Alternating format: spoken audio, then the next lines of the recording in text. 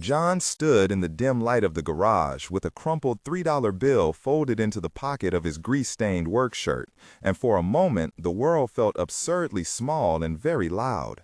Outside, the driveway held something that did not belong in the ordinary geometry of their block. A polished, midnight blue BMW, its paint catching the last of the afternoon sun and throwing it back like a promise. Ruth was at the kitchen window, hands pressed to the sill, watching the ribbon still tangled on the hood.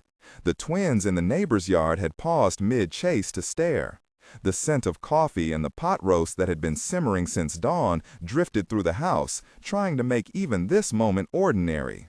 He had been saving for months, if saving was the right word for the slow, stubborn accrual of a few dollars here and there between overtime and parts for the pickup. The pickup was a thing of habit and history. Its bench seat knew where his knees were in every season. The steering wheel wore the soap-slick shine of long shifts, and the dents along the side were like the map of years he had not been ashamed to earn. The BMW, though, sat like an accusation and an offering both. New money, clean lines, the kind of thing his son David showed him in pictures when he called from a city that always sounded like a different country. John smoothed the $3 bill out with a thumb that still carried the faint black of oil. He was proud in ways that never fit the shape of a check or a garage repair. His pride was the kind that came from doing the work when the alarm jangled before dawn, from laying out a Sunday breakfast even when he was bone tired, from making sure the house smelled like something edible and true. Yet standing there, watching the BMW catch the light, he felt the old ache of comparison, quiet and precise as a tool. If you want to stay with this one until the end, subscribe and hit the bell so you don't miss more stories like this. The sound of the back door opening brought him back to the present. Ruth's voice, soft, pleased, a little stunned, broke into the air. "It's for me?" she asked, and for a second John imagined the ribbon unraveling into a ribbon of time, unspooling all the birthdays and small, careful gifts that had marked their life together. David, the giver, had been a kind of comet in their family sky for years, quick to succeed, quicker to celebrate in ways that sometimes made the rest of them feel both proud and a little unmoored. He had called last week from a place where his voice was always just a little too bright.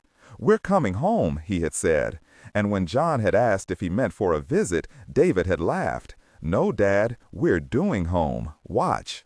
John had let that watchfulness sit like a weight. He had watched his son build a life that moved in different currencies, promotions, planes, a studio apartment filled with modern shapes. He loved the man his son had become. He also recognized the throb of something else, shame maybe, or the recognition of all the small things he could not buy back. Ruth walked out and ran a hand along the hood as if to reassure something fragile. Herself, perhaps, or the quiet assumption that gifts were simple transactions. "David," she called into the yard. "David, come here, let me see you." David arrived as if on cue, smiling with the ease of someone who had planned a scene. He was thinner than the last time John had hugged him at the airport, hands steady and warm. He wore a jacket that smelled faintly of the city, and a confidence that had been earned but not always understood at home. He kissed Ruth on the forehead, and Ruth closed her eyes as if the kiss were a small bridge. John kept the $3 in his pocket. He let the moment unfold like everyone else, because it was Ruth's day, and because John had learned long ago that some gestures, big, gleaming ones, could be given away with a lightness that had nothing to do with the giver's weight. Later, in the slow slide of evening, he would say something clumsy and tender about the pickup and the BMW and what they meant. For now, he helped Ruth with a box of napkins and watched as the driveway filled with family and neighbors, their conversations rising and falling like wind across fields. The pickup sat in the shade behind the garage, its hood propped open from a recent repair John had been working on. He liked to think of it as an extension of himself. Sturdy, stubborn, unapologetically honest. He had washed and waxed that truck more for memory than for resale. It had cradled kids in the back, hauled seedlings and a couch once, carried Ruth to the hospital the day their first grandchild was born. To him, the truck mattered in ways a luxury car could never mirror. Yet he had not spoken of that to anyone, not even David. Pride makes a man keep things like that to himself. As dusk settled, conversations gathered around the pot roast and the wine. Mr. Jenkins told an off-color joke that had everyone laughing. Lisa, John and Ruth's daughter, nudged David with a spoonful of mashed potatoes. Hannah, who had been Ruth's neighbor since they were teenagers, arrived with twins in tow and a bag of lilies because she never came empty-handed. The lilies were pale, almost fragile, like apologies waiting to be offered. Someone turned on a radio and Leonard Cohen trickled out, a low melody that made the night feel like a warm blanket. There are gestures you prepare years for, and gestures you make in a heartbeat. David's BMW felt like both. He had always been the kind to sweep into a room with an idea for grandness, and for once the grandness was aimed at an exact point of tenderness. The small woman who had made him toast on school mornings and sewn holes in his shirts. Still, John felt the unfamiliar tug of being the man with little to show that glitter. He loved his son, and he loved what the gift was meant to convey, but he also felt the sting of being invisible inside the shine. "Dad," David said at one point, pulling John aside while Ruth chatted with old friends, "come look at this." He led him to the passenger side of the BMW and opened the door with a flourish. The interior smelled of leather and ozone and some new car perfume. There was a card on the seat with Ruth's name. John read it with hands that did not want to shake. It was full of the sort of earnestness that made him proud and faintly uncomfortable. Promises of gratitude, of paying tribute, of making life easier. John thought of the $3 bill again. He thought of the small purchases that had mattered in their house. The flour for the biscuits, the batteries for the smoke detector, the tools bought off a neighbor on a dusty Saturday. He thought, with a pressure that felt like wind, of the ways pride had kept him from asking for help. The times he had swallowed apologies and let silence harden between him and those he loved. The night moved on. Later, after laughter and toasts, after Ruth had polished off her piece of chocolate cake and lounged on the porch with a shawl, something else happened.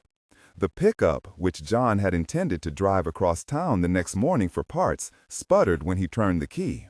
It coughed, and then, against all expectation, it refused to start. In the soft hush of midnight, John rolled his shoulders and popped the hood again, hands skilled and sure even when the heart inside was not. This small mechanical failure suddenly felt enormous. To anyone else, it would be a minor hitch, a blown fuse, a tired starter. To John, it was a quiet symbol of all the things he could not fix without help. Time stolen by errands and overtime, a body that sometimes ached in ways he did not admit, a son who had grown into a life of capacity that made John proud and lonely at once.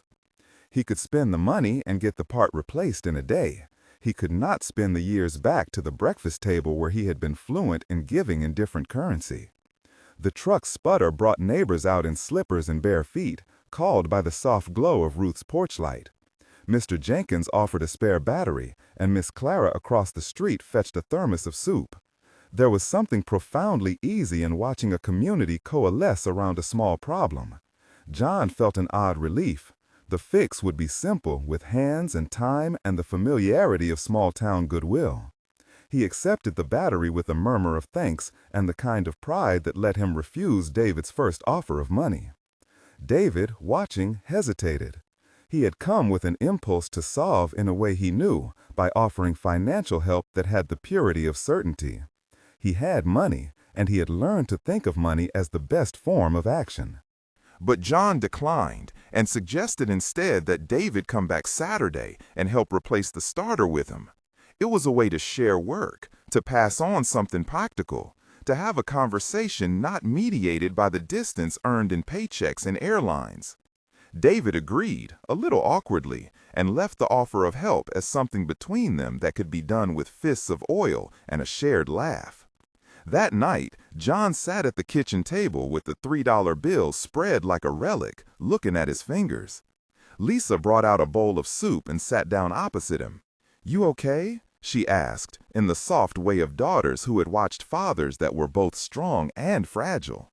He shook his head. "I feel small," he admitted.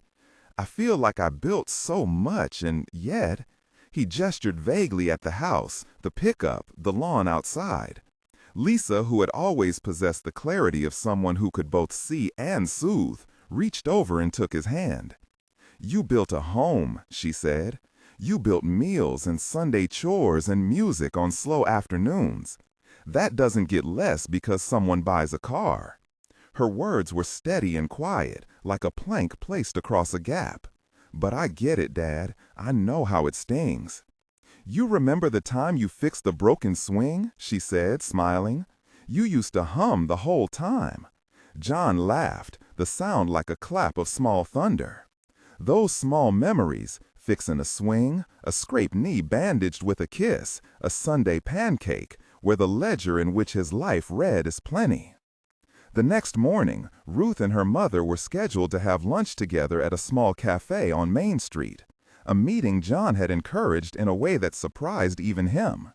Ruth's mother, Edith, had been distant for years, a distance that had widened into silence after a misunderstanding about inheritance and pride, and words that didn't land right.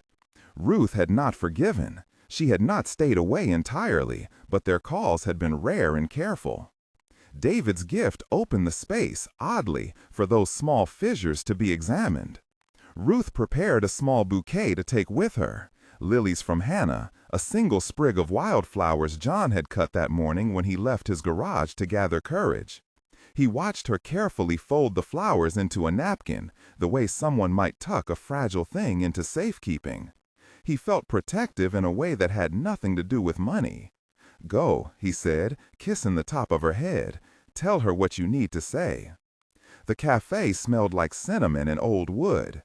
Edith arrived with a stiffness that time had not softened completely. She moved with precise gestures and a face lined like a map. There were awkward formalities, then laughter that began like a small flame and slowly caught. Ruth began to speak, tentative at first, then with a steadiness enforced by the ache of years. She spoke not only of the BMW, but of other things, birthdays missed, dishes left unwashed, nights spent worrying. Edith listened, her fingers wrapped around a cup of tea.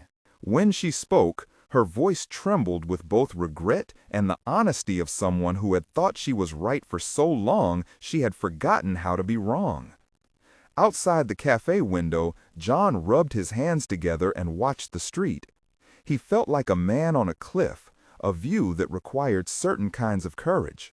The lunch would be a test for Ruth and Edith.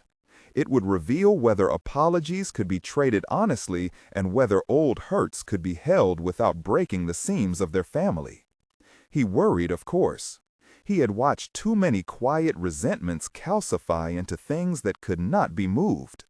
He wanted this to work in the simplest of ways, for Ruth to come home lighter, for his mother-in-law to understand where her sting had landed. Back at the house, the pickup sat with its hood closed. The battery had been replaced. The starter would be looked at on Saturday. John took his time sweeping the garage, his movements steady and deliberate. He thought of tools as the kind of language men like him used to say they cared. To tighten a bolt was to say, "I am here." To pass a wrench across a workbench was to say, "Let me show you how." He thought of making dinner as a different kind of repair, something that balanced a household ledger of love. That evening he planned a meal that would require time and patience, the kind of meal that left smoke-kissed edges and a table that smelled like home. David arrived early Saturday with a toolbox and a willingness that felt like repair in itself. Not the kind of repair that wrote a check, but the kind that stayed until the job was done. The two of them worked side by side, shoulders brushing in the small intimacy of shared purpose. It had the rhythm of a practiced duet, John calling out which bolt to hold, David learning to trust more than an online tutorial. There were small jokes, quiet admissions. "I miss being able to do this," David said at one point, oil on his knuckles, eyes honest. "I miss learning from you." John blinked. He had been steeped in pride and fear for so long that the confession was like a hand reaching across a chasm. He felt more clearly than ever that his son's success had not been a thing earned in opposition to him, but in a line that ran back to the small lessons taught in the old garage.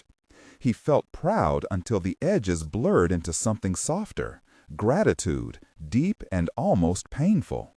The repair unfolded not only as a mechanical solution, but as a bridge between them. They sweated and argued about torque measurements.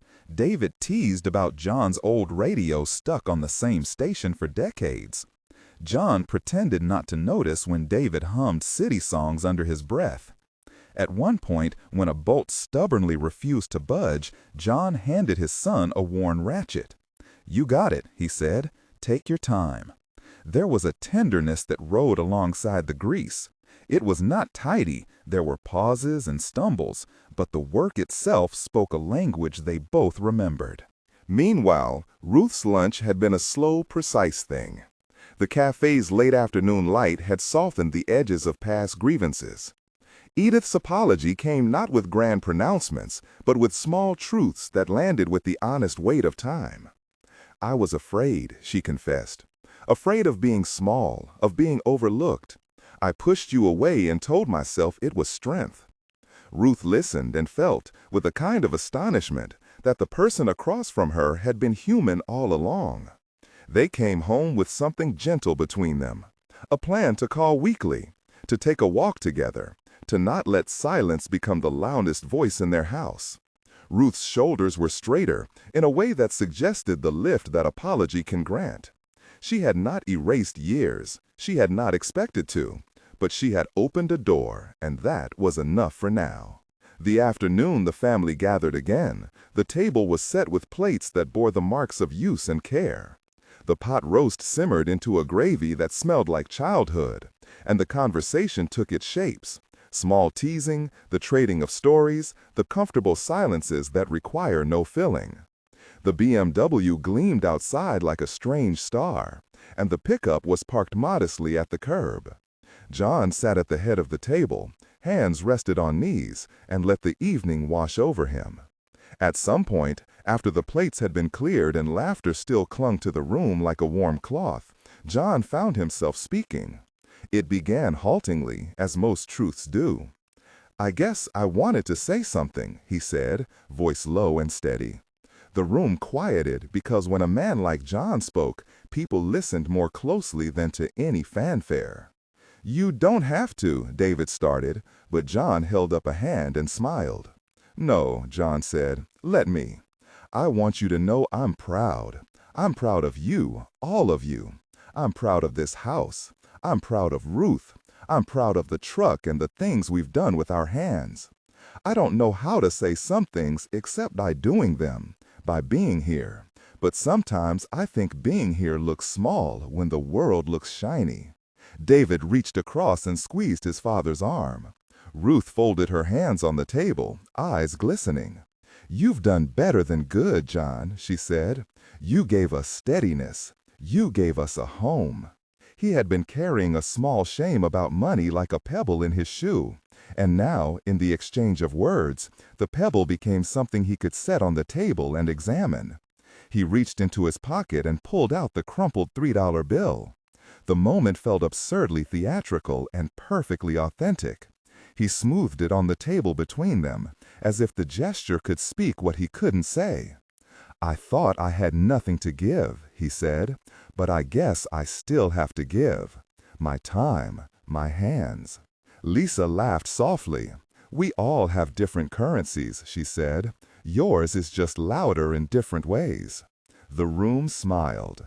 Later, when the company had thinned and the house settled into a softer rhythm, Hannah sat with John on the porch steps.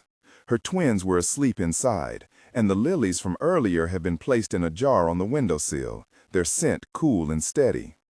"You did something tonight," she said, none of the frivolity that sometimes dressed her speech. "You spoke." John looked at his hands, the kind of hands that remembered the exact grooves on a wrench. "I don't always have the words," he admitted. Sometimes the words come after the work, Hannah said, but you said them. She paused, then added gently, there's bravery in that. In the days that followed, routine settled over the house like a contented pet. The BMW became a domestic object rather than a symbol. Ruth drove it to the farmer's market and came home with fresh eggs and flowers. David took to helping with the garden sometimes, hands digging into soil that knew the same lines as his father's.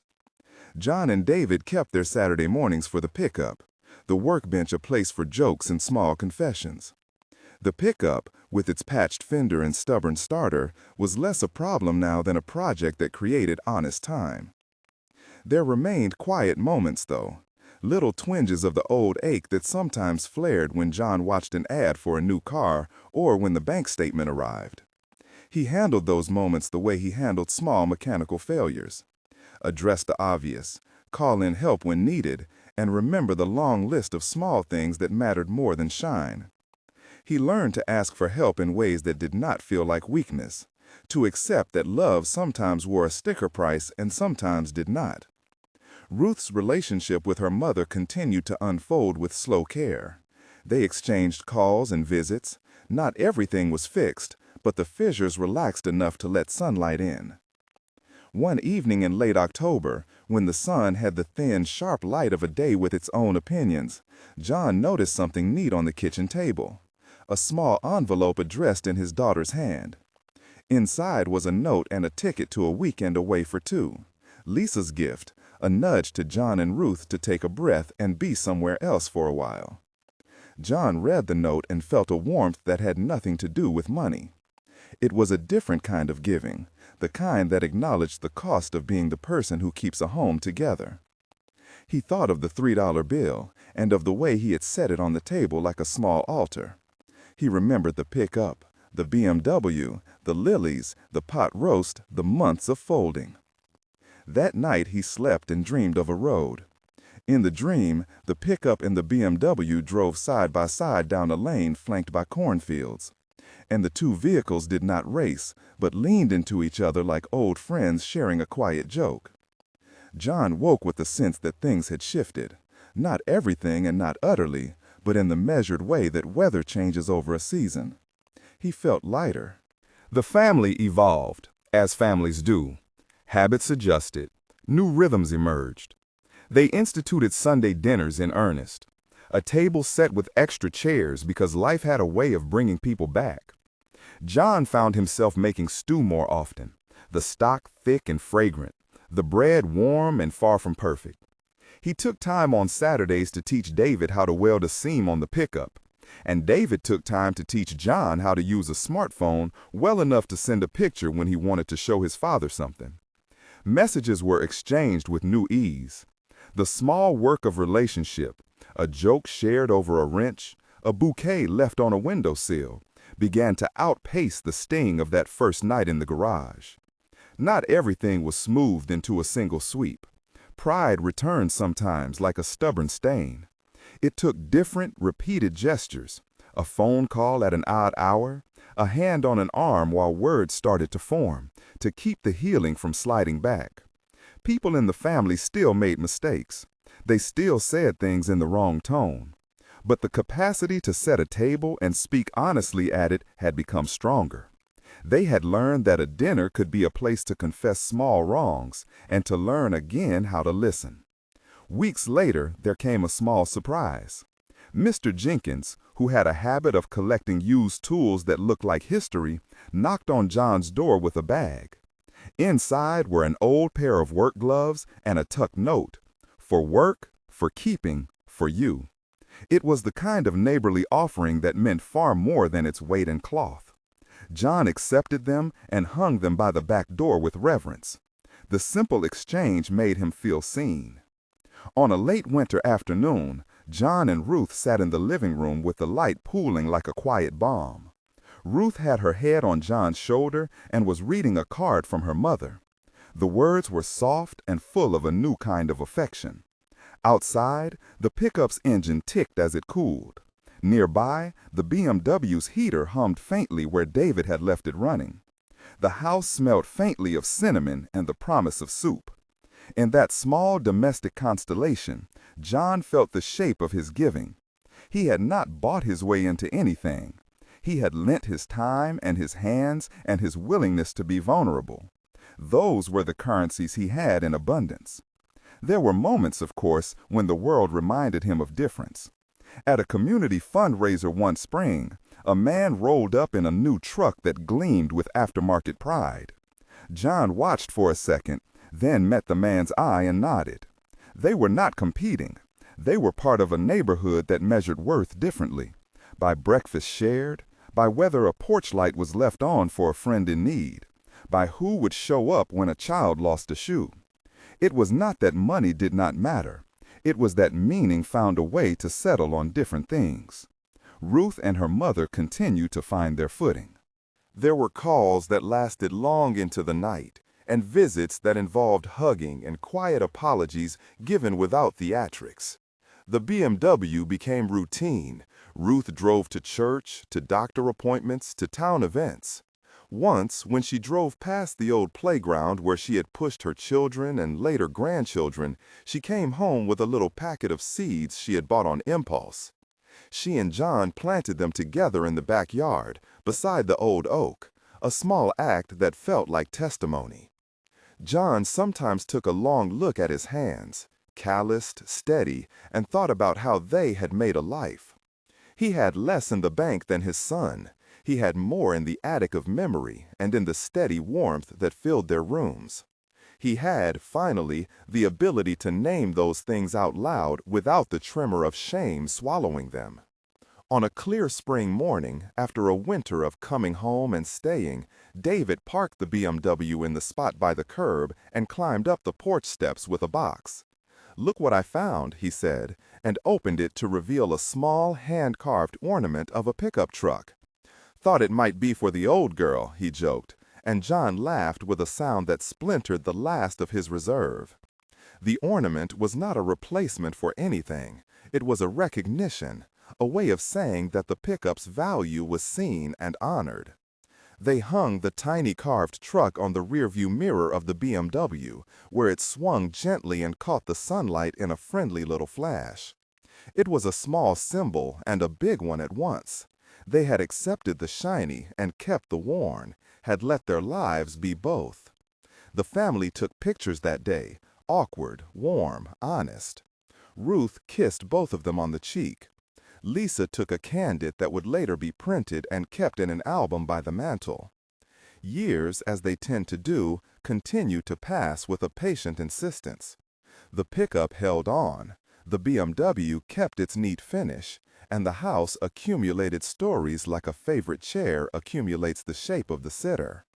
John learned to accept offers without feeling diminished. David learned that coins did not always equate to connection. Ruth learned that apology can be a long road that does not always go in a straight line, but still arrives. On one summer evening, with the porch light warm and the lilies flaring white on the windowsill, John took out the $3 bill one last time. He smoothed it and folded it carefully into an envelope along with a note that read simply, "For the time we spend."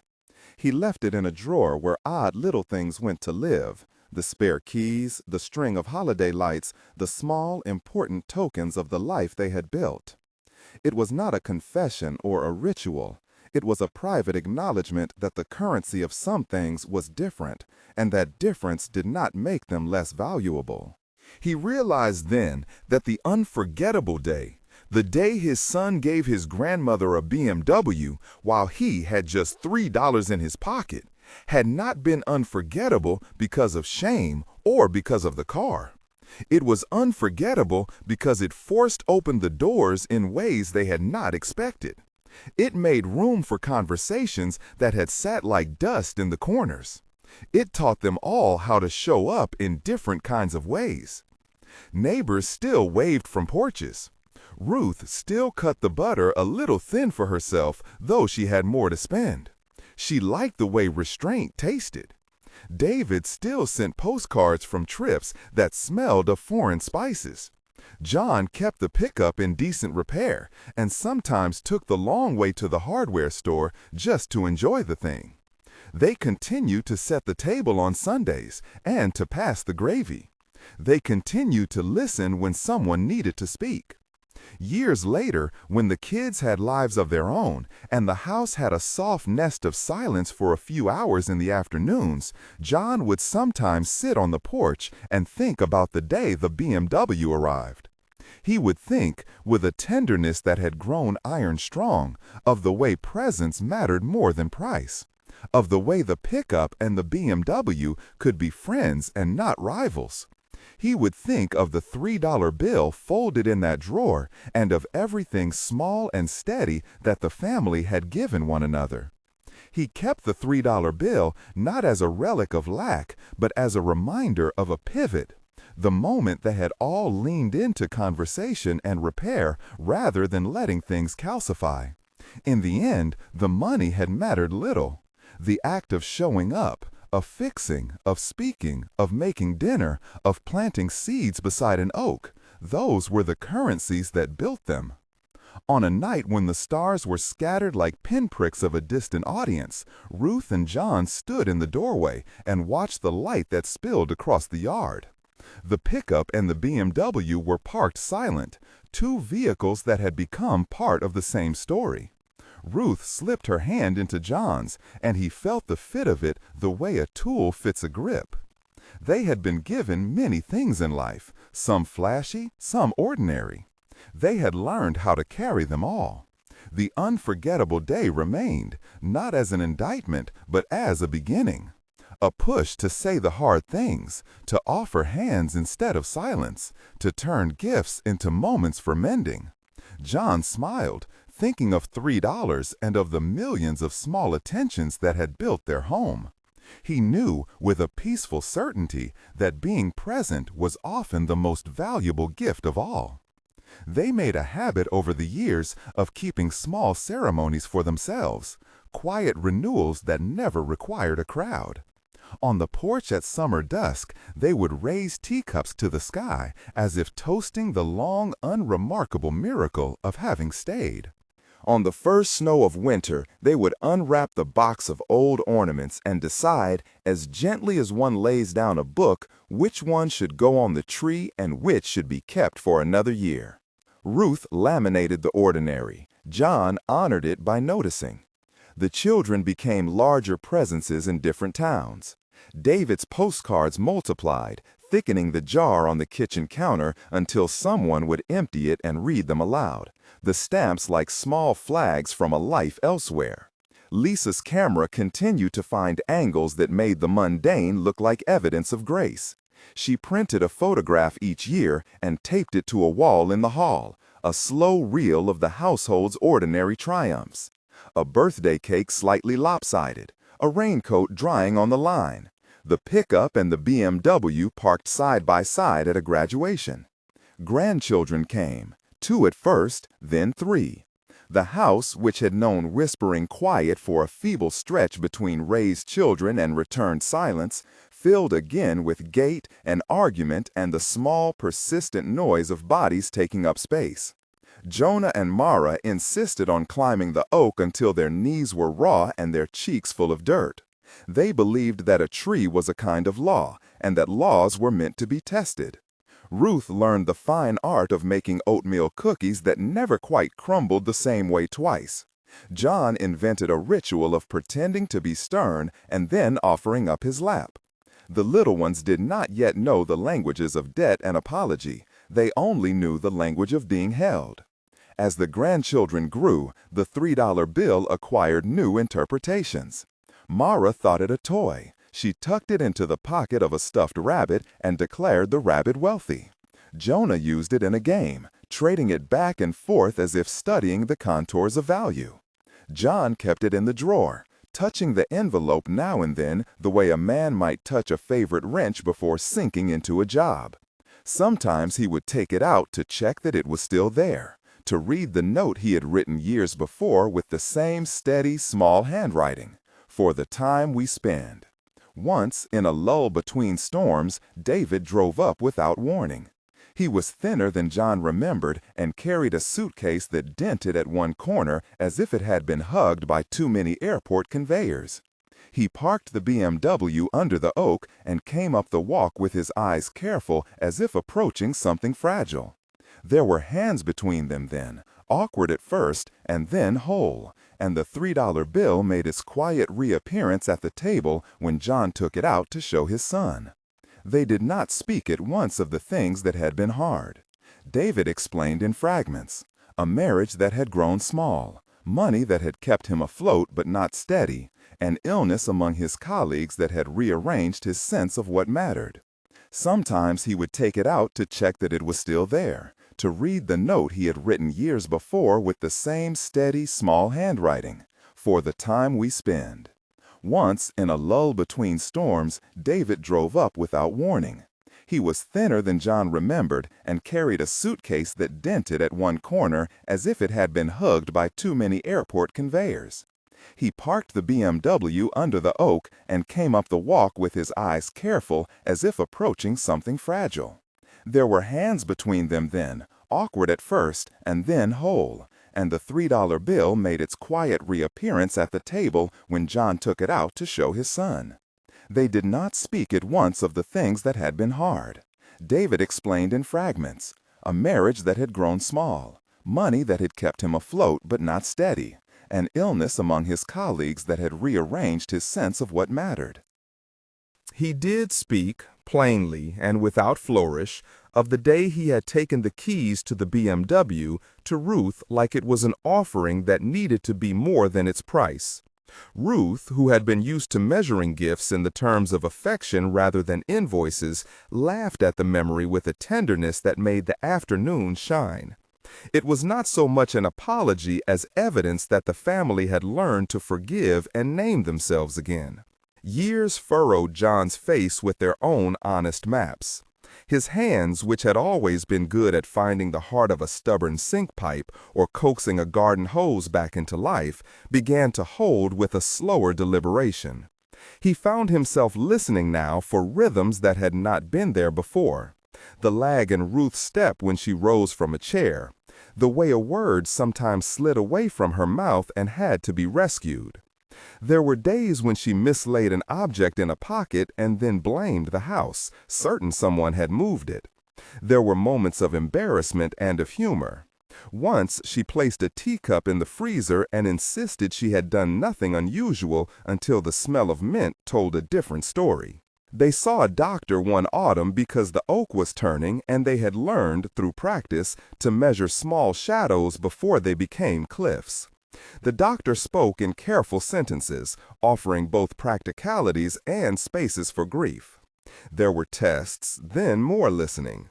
Nothing dramatic at that moment, just a phrase that hovered: early changes. It sounded to John like a weather report he had not prepared for. Ruth met it the way she met most news, with a practical hand and a stubborn private cheerfulness. "We will make a list," she said once, as if a list could manage everything. They made lists, and then, as lists sometimes do, they became less about control and more about holding. John did not think of himself as a locomotive of stoicism. He had a particular capacity for simple attentions, and they had always been enough. He fixed the mailbox after a storm, he mended a shoe, he learned anew how to order pills for a week and label them with the kind of precision a man understands when he believes love is also a schedule.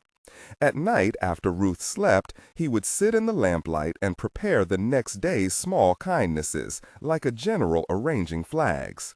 The shoes near the door, the glass of water at the nightstand, the cardigan folded on the chair. Lisa called more often. What had once been a series of phone calls centered on photographs and recipes shifted toward check-ins and clarifications. She would come with new lenses and an enormous patience for repetition, as if the camera had taught her the necessity of framing the same face in different lights. David stopped by with tools and stories that hummed with the tension of someone balancing two lives.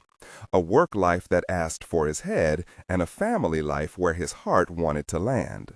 He would sit at the table and, in the comfortable way of people who had been children in the same house, take part in the debates about whether the tree needed trimming or if the front steps should be replaced.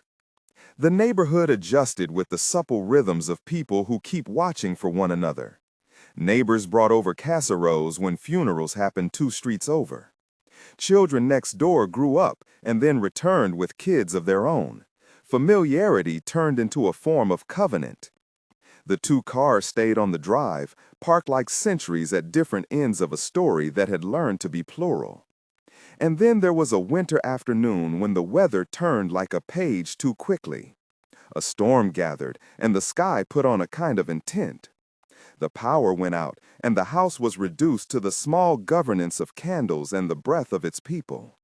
They ate soup from tin bowls and told stories about the first house they had ever shared, about their failures and triumphs in equal measure.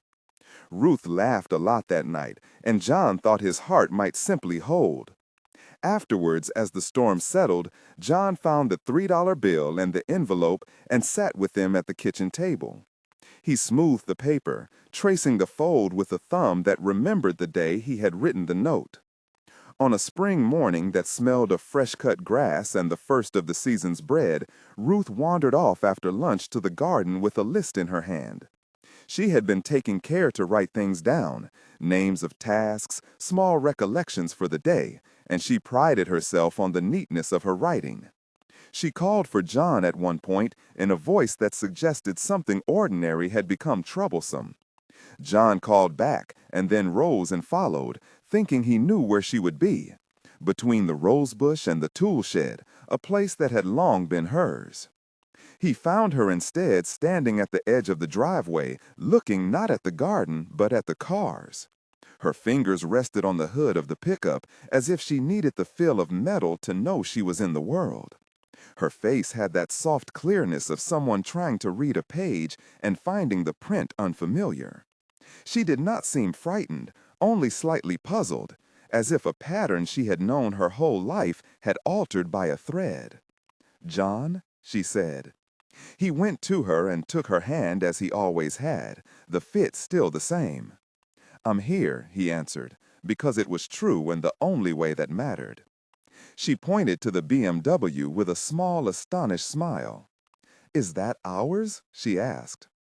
John felt the warmth of that old, peculiar ache, recognition braided with the absurdity of time. "It is," he said. "It's been ours for a long time." She laughed then, a sound like the breaking of something small and ordinary. "It looks younger than I remember," she said. "Or perhaps it is simply that I remember the man who gave it to me as younger." He squeezed her hand and, unwilling to let the moment evaporate into the day's chores, opened the drawer in the porch table and took out the envelope. The paper had dulled, but the ink was clear. He handed it to her the way one passes a small, sacred object. Ruth accepted it with a dignity he loved, turning the note over as if finding a letter from a friend she had temporarily forgotten. She read the words, "For the time we spend," and then stared at the bill tucked within the fold. Her confusion, which had been pure and gentle a moment before, softened into an expression he could not name. She looked up at him and, for a breath, they were 2 people who had once been strangers and were now translators for each other's lives. "John," she said, and her voice carried something like a question and a benediction at once. "Did I tell you about the time I thought I had lost the key to my mother's house and later found it in my shoe?" He laughed, a little wet at the edges, because he had heard that story before and would gladly hear it again 100 times. They moved slowly toward the porch, the memory of the afternoon folding itself into the next hour like a blanket. John sat in the swing and Ruth settled close, and for a long minute they sat mostly in silence, watching a bird peck at the spilled seed beneath the feeder. That evening, when the light had softened and the children were expected for dinner, John found a photograph tucked behind one of the frames on the mantel. It was the candid Lisa had taken long ago, the awkward, warm one where they stood under the sun and the pickup and BMW flashed like punctuation marks behind them. John traced the edge with a finger, feeling, as always, the curious solidity of life laid out in images. At dinner, story and song braided the room together. The grandchildren compared the speed of the boats at the creek. David described the small, honest repairs he had made to a broken neighbor's fence. Lisa showed a new picture of a horizon that suggested the world was larger than the house at the end of their street. Ruth laughed at the right moments and considered recipes between bites. And sometimes she forgot a name and then, with a sudden return, offered it with surprising exactness. After the children had gone to bed, John sat at the kitchen table and opened the drawer yet again. The $3 bill lay there, as steady and absurd as ever. He thought about the day he had folded it and the strange alchemy that had turned a small humiliation into a map. He thought about how the family had learned, by chance or by grace, to transform embarrassment into openness. There would be days now in which Ruth's recollections thinned like ink in the rain. There would be mornings when a sentence escaped and did not come back, where names would not settle into place. John told himself and said to others that they could live day by day, and that each day could be its own small world. He learned a new kind of listening, one that accepted the lost phrase and was not worried about replacing it with a correct version. He learned that patience was not merely a virtue, but a practice. One late afternoon, as the sun leaned down and turned the clouds to the color of old coins, Ruth asked him to drive down to the river with her. It was a place they had always loved, a strip of calm where the water moved with an untroubled intent. They folded into the pickup and rode slowly, the windows down so that the air could do its careful work of remembering. At the riverbank, Ruth sat in the shade and watched the current. John took her hand. She pressed his fingers and then, without his asking, reached into her pocket and pulled out a small scrap of paper. "It's a list," she said, and showed him the words, "Bake bread, call Sarah, plant the marigolds." Her handwriting was a little shaky at the end. She smiled at him, a private thing that had muscles and memory. "I like lists," she said. "They make the day feel honest." They sat like that for a long while, companionable in the way of people who have practiced being needed. John felt the whole of his life collected in the press of her palm. He did not measure the distance between moments anymore. He simply attended them. When they returned, the house was quiet in the way houses become when night is coming on. John lit a lamp in the living room and placed the $3 bill on the mantel for a moment, as if letting it look at the fire. He wondered, absurdly, stubbornly, whether such small objects carried a kind of talismanic power. He did not believe in charms, not really. He believed in doing the next honest thing. There was a season yet to come where the family would need to rearrange itself around new limitations. There would be slips that required catching, phrases that needed patient retrieval, and plans that would have to bend. But for now, in the soft, slow orbit of dusk, they had each other and a house that remembered how to make room. John closed the door to the porch and, before he went to bed, opened the drawer one last time that night. He smoothed the envelope and folded the note again, tucking the $3 bill inside as if settling a small, familiar animal into its nest. He whispered nothing, there was no need for it, and set the drawer to its place. In the dark, the pickup and the BMW waited silently outside, two bodies at rest in the yard. Ruth slept with the light on low. John sat by the window for a while, listening to the house breathe, feeling the fit of Ruth's hand in his under the blankets. He thought of the thousands of small attentions that had accumulated like sediment, forming the shape of a life. And then, not long after midnight, there was a soft sound at the front door, a step and a plaintive tap that could be taken for the wind.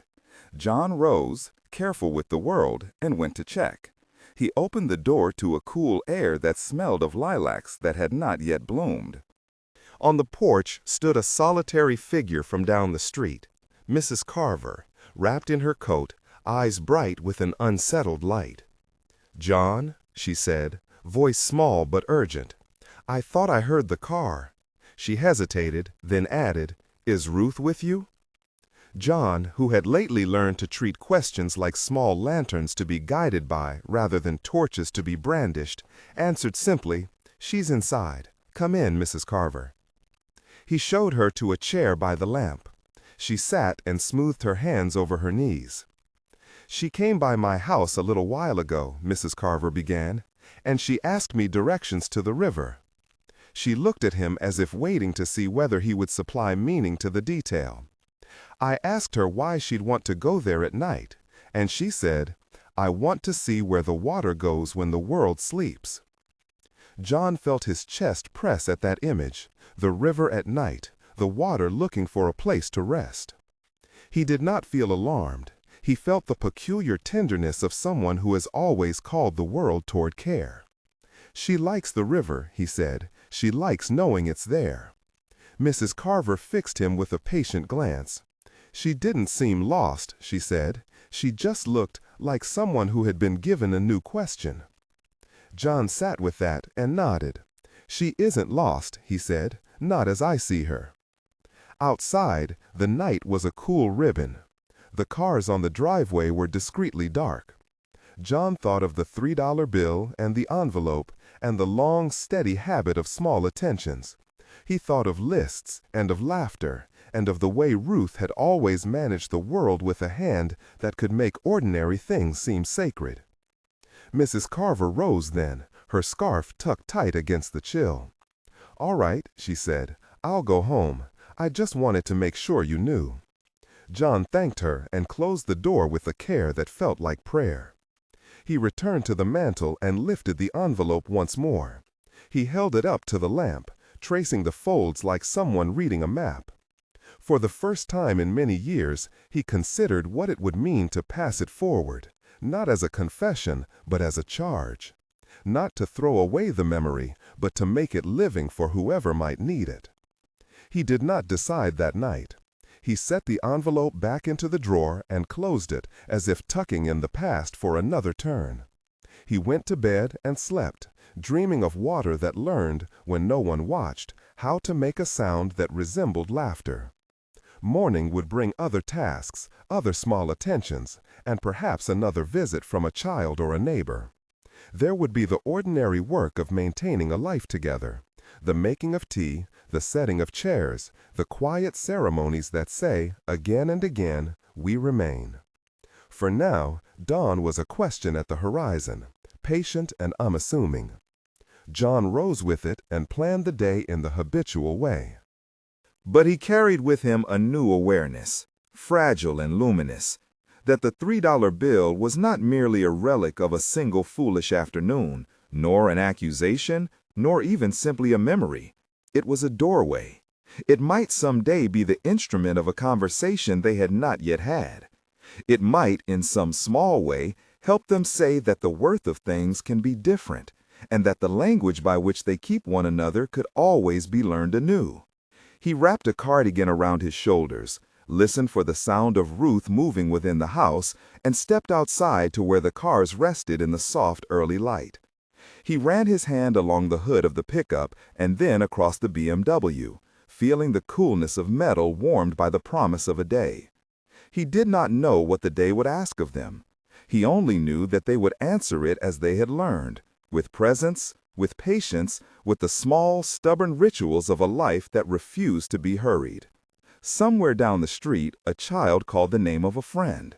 The sound traveled like a thin ribbon and wrapped itself around the house. John stood on the porch and listened, believing that the world, for all its questions, would still offer moments to be held.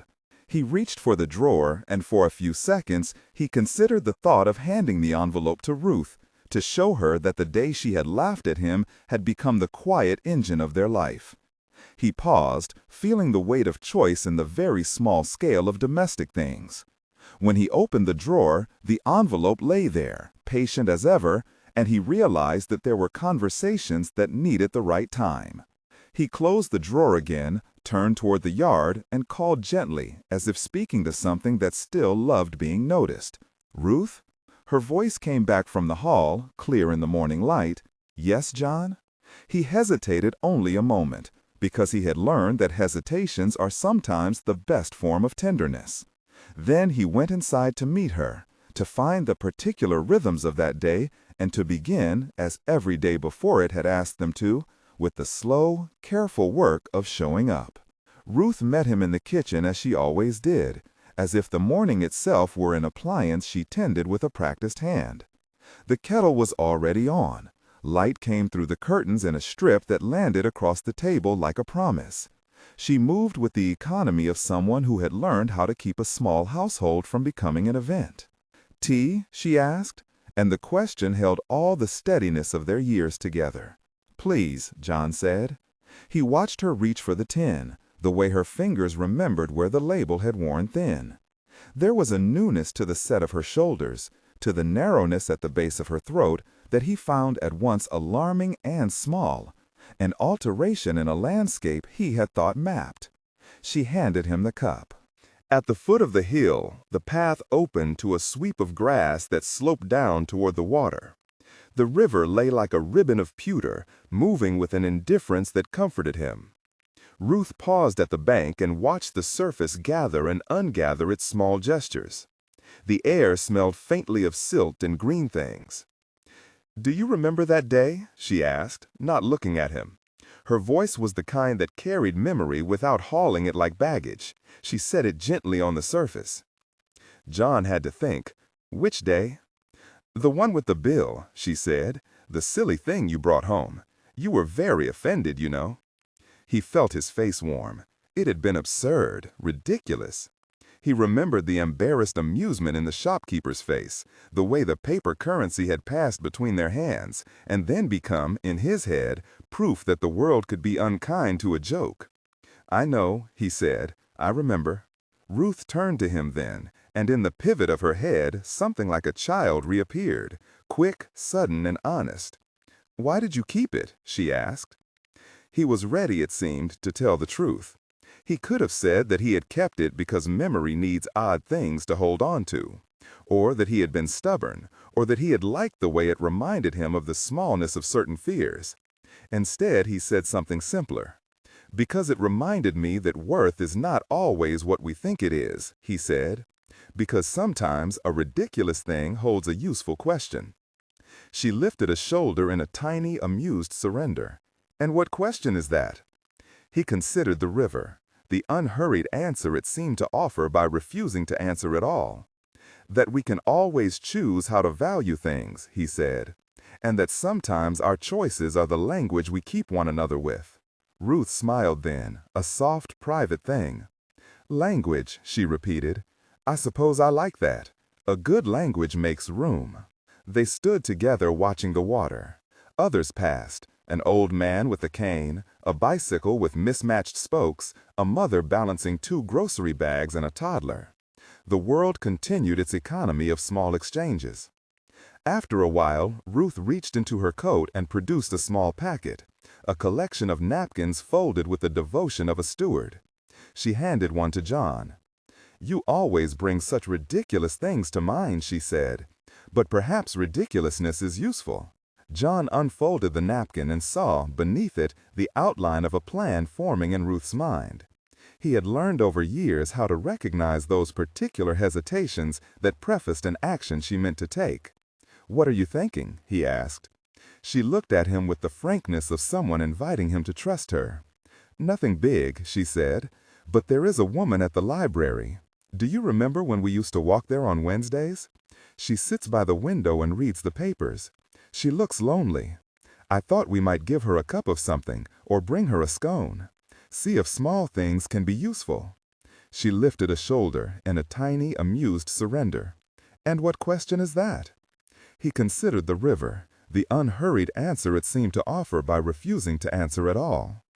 "That we can always choose how to value things," he said, "and that sometimes our choices are the language we keep one another with." Ruth smiled then, a soft, private thing. "Language," she repeated. "I suppose I like that. A good language makes room." They stood together watching the water. Others passed, an old man with a cane, a bicycle with mismatched spokes, a mother balancing 2 grocery bags and a toddler. The world continued its economy of small exchanges. After a while, Ruth reached into her coat and produced a small packet, a collection of napkins folded with the devotion of a steward. She handed one to John. "You always bring such ridiculous things to mind," she said. "But perhaps ridiculousness is useful." John unfolded the napkin and saw, beneath it, the outline of a plan forming in Ruth's mind. He had learned over years how to recognize those particular hesitations that prefaced an action she meant to take. "What are you thinking?" he asked. She looked at him with the frankness of someone inviting him to trust her. "Nothing big," she said, "but there is a woman at the library. Do you remember when we used to walk there on Wednesdays? She sits by the window and reads the papers. She looks lonely. I thought we might give her a cup of something or bring her a scone. See if small things can be useful." John considered this. The idea pulsed with immediate possibility, an offering that did not require explanation or confession, only presence. It was a shape he liked. "We could do that," he said. Ruth nodded, pleased as if the idea had been born in her and found its way home. "And perhaps," she added after a moment, "we could take a folded note with us. Not this one," she tapped the napkin, "but a note that says something simple, that sometimes a coin is just paper, and sometimes paper is a key." He heard the invitation in that phrase. Not a command, not a disclosure, but the generous suggestion that the $3 bill might be transmuted into a conversation that had not existed before. He found himself smiling, feeling the lightness of a knot being quietly undone. They walked to the library with deliberate slowness, choosing the alleys and the benches that promised shade. The woman by the window was exactly as Ruth had described.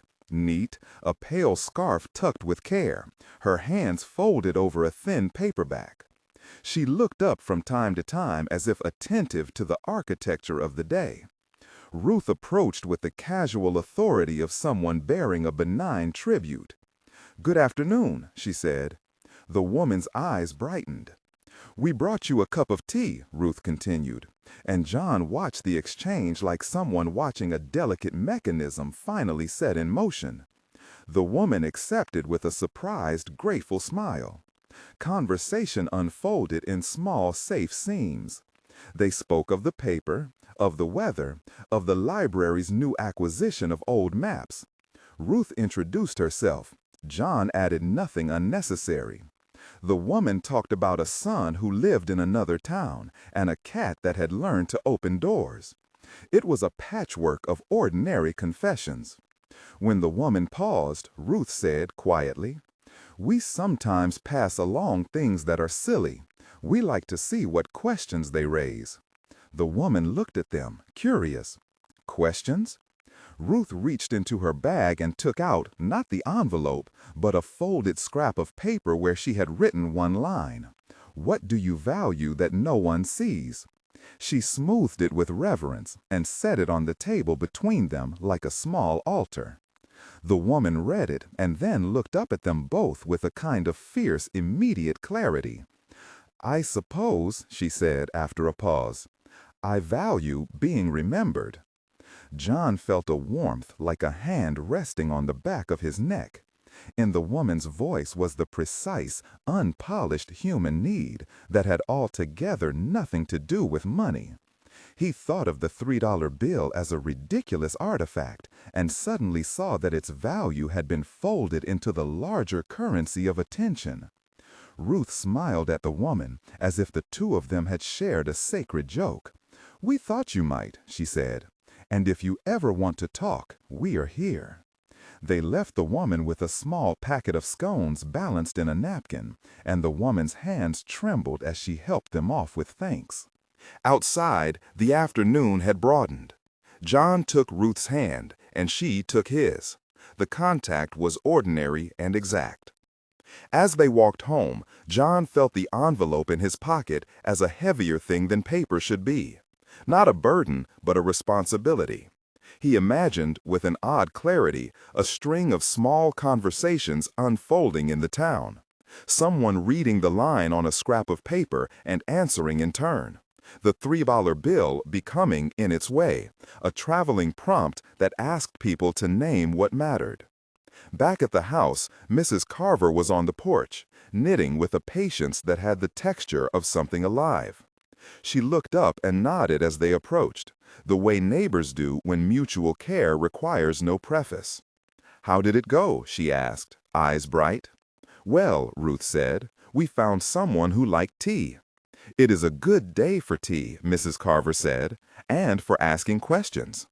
They spoke for a few minutes of weather and of the petty triumphs of a community. Then, when the conversation thinned, John felt the rightness of the moment, a small window in which to act that would not feel like intrusion. He excused himself and went to the drawer. The envelope was there, the paper soft where his fingers had pressed before.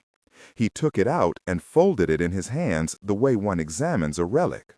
For one suspended instant, he considered leaving it unopened, letting it remain a silent thing that named a private history. But the afternoon had given him a rhythm he could not refuse. He reached for a blank card, found a pen, and wrote a single sentence, careful as lace.